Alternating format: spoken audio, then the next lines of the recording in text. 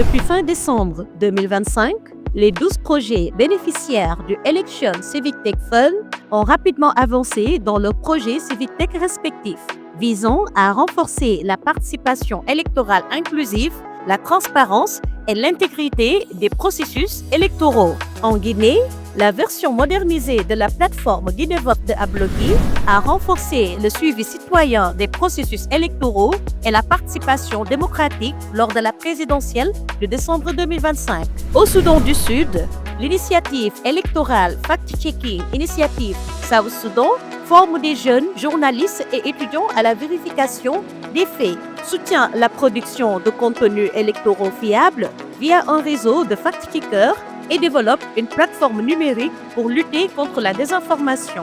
En Mauritanie, l'ONG Adresse met en place un observatoire citoyen et un chatbot WhatsApp pour faciliter l'accès des jeunes à l'information juridique électorale et promouvoir une participation inclusive. Au Cameroun, le projet My Vote, My Voice 2.0 de Action for Development and Empowerment permet de signaler les irrégularités électorales et de renforcer la participation des jeunes, des femmes et des groupes sous-représentés via l'application VoteCam, des podcasts et des activités de littératie civique. En Éthiopie, le Consortium for Networking and Development, à travers la Civic Tech, outil des OSC dirigés par des jeunes et des femmes pour des formations avec des technologies civiques numériques en vue des élections de 2026.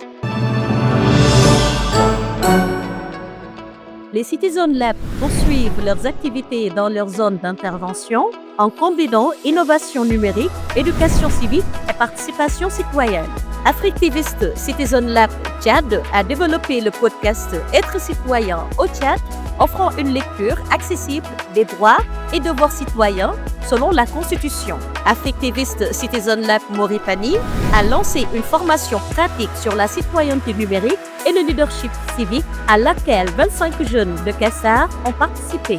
Africtivist Citizen Lab Benin a produit un documentaire de 30 minutes donnant la parole à des experts sur les violences basées sur le genre, facilitées par la technologie. Africtivist Citizen Lab Sénégal a publié 4 numéros de son podcast abordant des thématiques liées à la participation citoyenne et à la sécurité numérique pour présenter son laboratoire. Africtivist Citizen Lab Cameroun a organisé une campagne de sensibilisation sur les droits et responsabilités citoyennes à l'ère numérique. Africtivist Citizen Lab Guinée a organisé un webinaire gratuit sur la démocratie à l'ère de l'IA. Africtivist a lancé un nouveau concept Africtivist Decrypt destiné à analyser, contextualiser et expliquer les grands enjeux politiques et démocratiques à l'échelle du continent africain. Présenté par Pape Ismaïla Dieng, chargé de plaidoyer à Africtivist et enrichi par la participation d'experts et d'acteurs issus des pays concernés, Africtivist Decrypt offre un cadre pour comprendre et décrypter l'actualité politique et démocratique en Afrique.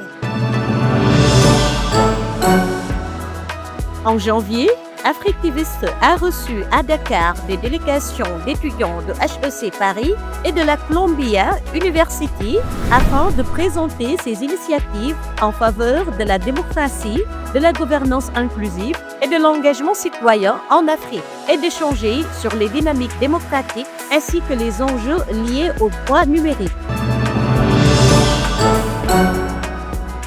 Au mois de janvier, la plateforme Farafina Election a poursuivi sa progression portée par la forte demande d'informations sur les élections africaines 2026 et la popularité de son calendrier électoral.